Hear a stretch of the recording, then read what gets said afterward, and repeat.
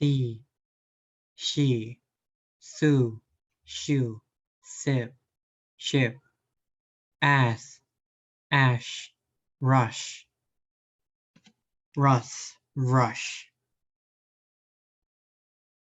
puss, push, sheet, shaw, washing, Swedish, shawl, shake machine, English, shop, shop, show, special, shrunk, shut, finish, shun, sure, wish, demonstration, television, treasure, garage, casual clothes, Peugeot, Asia, measuring tape, an unusual collision, ships, chips, ship, cheap, sherry, cherry, shop, chop, cast, catch, wash, watch, children, butcher shop, Mrs. Church, check, chump, chops, mud, Cheshire, shoulder, witch, cheaper, a delicious chicken, choose, children lunch, orange juice, rich child, witch job, village jail, watch chain, college chess, large gentleman, witch chair, Lord cherries, huge jam jar, how much cheese, teach German. More US adults who do not already have children are saying they are unlikely to ever have them. A new Pew Research Center survey finds findings that could draw renewed attention to the risks of declining birth rate for industrialized nations. Experts are concerned that the US birth rate, which has declined for the sixth straight year, may not fuel enough population growth on its own to keep the future economy afloat and fund social programs. Women between the ages of 18 to 49 and men between 18 and 59 who said they are not parents were asked the question, thinking about the future, how likely is that you will have children someday? In October, 20% of them said it is very likely, a 6-point drop from 2018, when 32% answered very likely. Meanwhile, the share of Americans who answered not too likely in 2001 grew to be 21% compared to 16% in 2018. When asked for reason, 56% of childless adults who said it is not at all or not too likely they will ever have children said it's because they just don't want to have them. That's a change from in 2018 when 63% of childless adults in this category said it was because they had no desire for children. This time around, 43% said other reasons including medical issue, economic or financial reason, and lack of partner. Help out the quicksand. How childcare is crisis keeping moms out of work. When the pandemic led to lack of childcare, single mothers like Denise Tyree were left in large unable to work, coupled with the recent release of federal demographic data. This poll points to a long-term evolution in the parenthood trend in the United States, the spiraling post of childcare. Healthcare and education, along with global instability, including the coronavirus pandemic and climate change, could all be contributing to a broader change in attitude to marriage and priorities in life US. Birth rate fall to its lowest level in decade in the wake of pandemic. In April, the Census Bureau reported that the last decade the US population grew at the second slowest rate for any 10-year period since the nation founding. Pew surveyed 3,866 parent and non-parent online in late October as a part of a broader study about nearly 10,000 US adults known as the American Trans Panel Survey. Those who said they have no children were asked to rate their desire to have them in the future, while adults who said they already have children were asked to rate their likelihood of having more. The same question were asked in a similar poll new conducted in late July to early August 2018, enabling comparison trends over time. There was no difference based on gender in the response among parents and non-parents, according to Pew. Men and women are equally like to say they will probably not have kids or more kids in the future. There was a difference based on age. However, would adults in their 40s far more likely than younger adults to say they are unlikely to have any or any more children in the future. The Biden administration has attempted to tackle some of the roadblocks to higher fertility through its roughly $2 trillion Build Back Better bill, which recently passed in the House, is now moving to the Senate. Is moving to the Senate. The bill includes funding for universal pre-K as well as first national paid family and medical leave program. She was walking lazily, for the pierced April sun was directly overhead. Her umbrella blocked its rays, but its nothing blocked the heat, the sort of raw, wild heat that crushes you with its energy. A pew buffalo was tethered under a coconut, roasting the parched branches.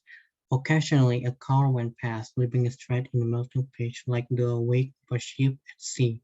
Otherwise it was quiet, and she saw no one.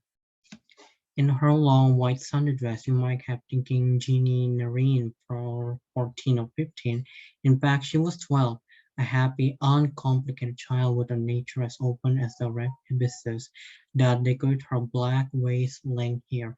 Generations earlier, her family had come to Trinidad from India as overseas on the sugar plantation. Her father had some success through buying and clearing land around Rio Cristalino and planting with coffee. On a dusty bird 20 yards ahead of Jeannie car pulled up. She had noticed it cruised by once but before, but she did not recognize it and could not make out the driver through its dark window, themselves as black as a gleaming paintwork. As she walked past it, the driver glass started to open. "Hello, Jeannie," she yelled behind her. She paused and turned. A slight color rose beneath her dusky skin. Rapi Kirjani was tall and lean and always well dressed. His black eye and large white teeth flashed in the sunlight. As he spoke, everyone in Rio Cristalino knew Rapi.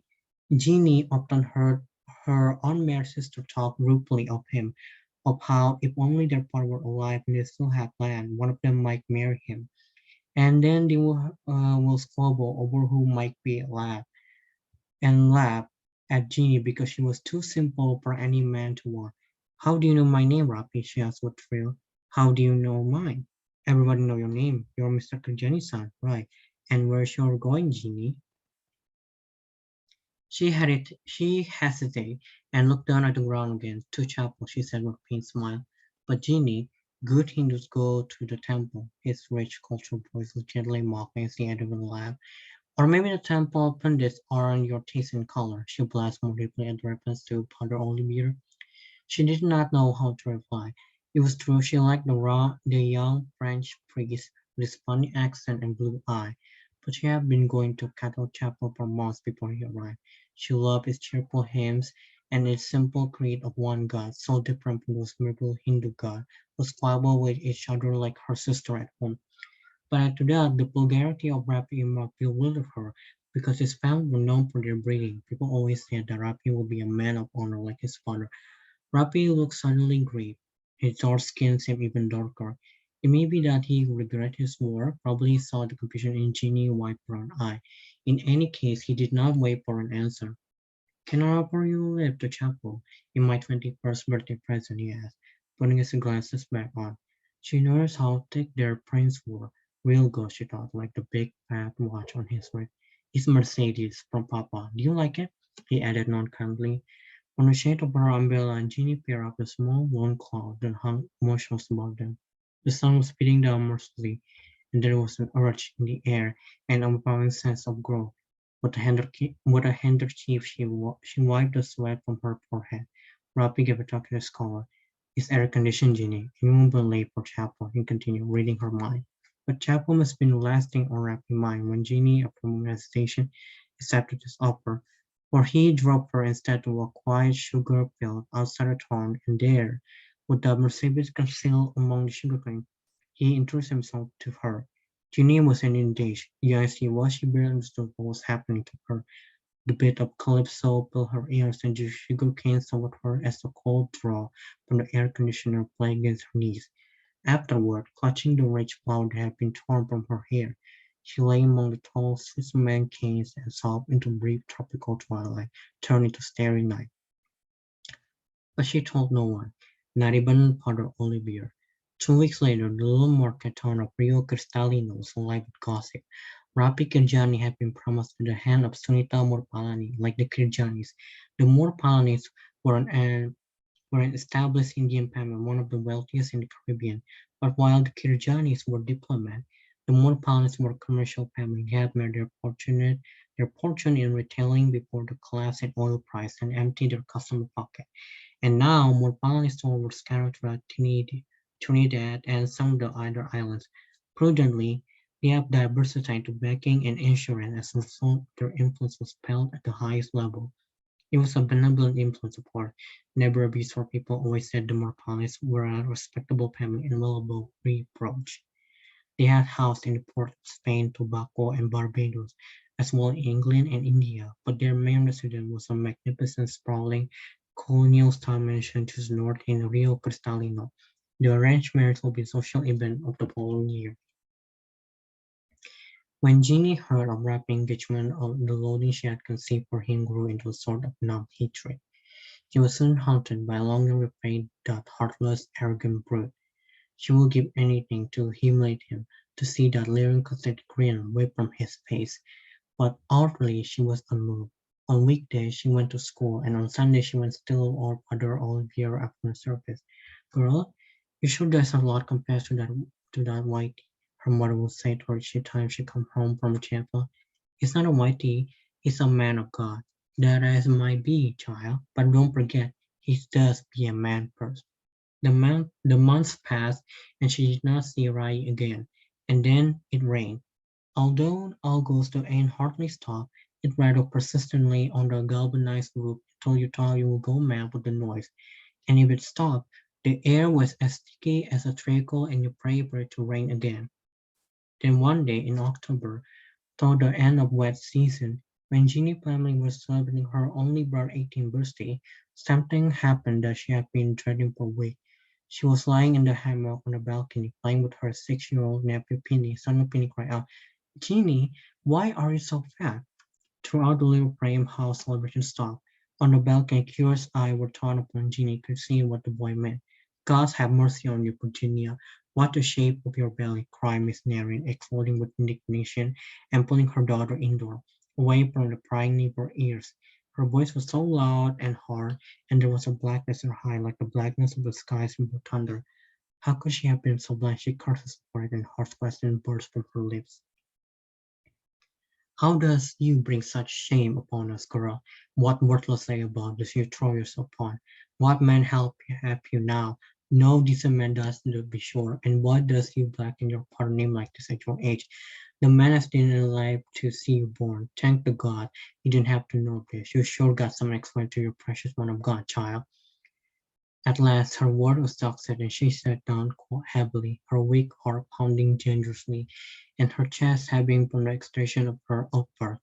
Then Jeannie told her mother the afternoon of the rapid Kajan had raped her. There was a long sense of that, and all you could was missing and wheezing. When at last she spoke, her mother would have been sorry. "If anybody have to get damnation, that Greeny boy get," she said. "This is a word awestruck." Shall we take her over to the health center, Ma?" asked Indra. "The midwife comes today." "Is you crazy, girl? You all does know how that woman does run she mouth like a duck bottom. You all leave this to me." That night, Miss Noreen took her young daughter to see Dr. Khan, an old friend of her husband whose discretion she could count on. There was no doubt about it, the child was pregnant.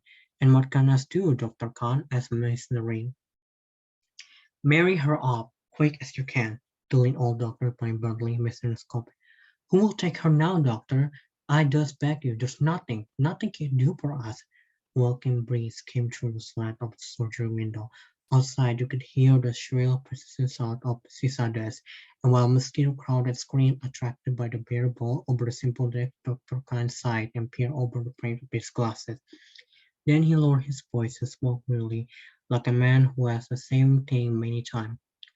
I might arrange something for the baby once it's born, but it must be born, my dear. Your daughter's only Bill. She's young and sure of herself. To you, she look barely 3 months pregnant. And don't fool yourself. If the dates she's giving us are correct, in 3 months she'll be full term. Anything now will be too messy.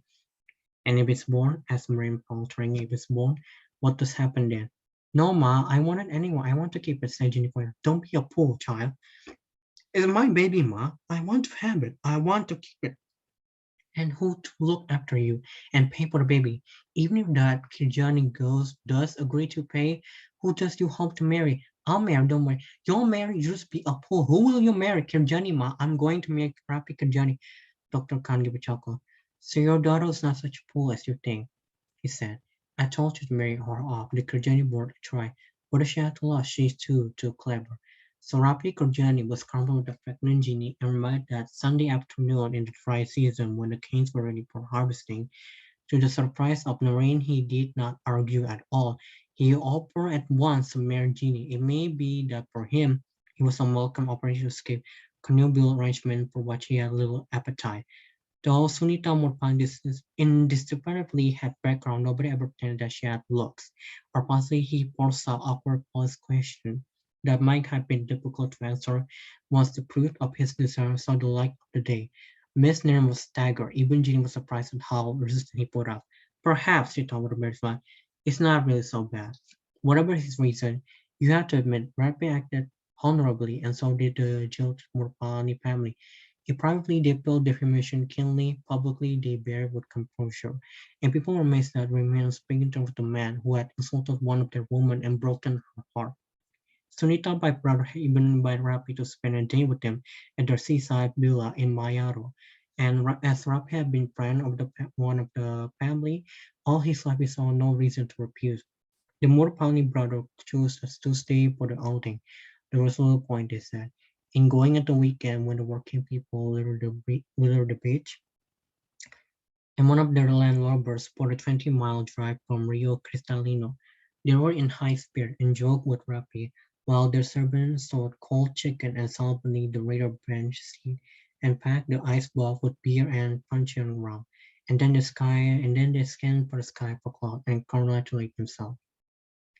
On choosing such a fine day, Suraj Oldesborough looked at his watch and he shifted uneasily as he said, "It's time to hit the road." His variegated laugh clambered on the board. It was an old sardonic laugh. The hard-top Land Rover cruised through Rio Cristalino to the crossing at town center. Audio market traders were pitching the roadside stall and erecting great canvas umbrellas to shield them from sun or rain. The promise of commerce was in the air, and the traders looked about expectantly as they loaded their stall with fresh mango or put the finishing touches to display giant melons whose fleshy pink inner glistened shockingly under cell phone. The Land Rover turned east toward Mayaro, and moments later was passing the cemetery on the edge of town. The route up the coast was so busy with traffic in both directions still carrying produce to the market, and frequent bends and potholes made the journey slow.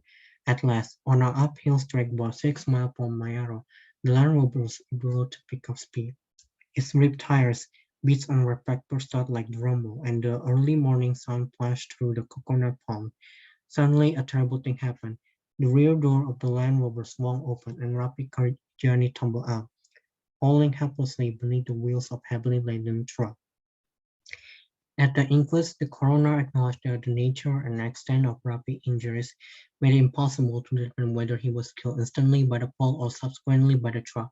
But it was clear at least he felt that Rapi had been alive when he fell from the Al and Robert, and that verdict was dead due to misadventure. 3 days later, Rabi remains were committed according to Hindu rite.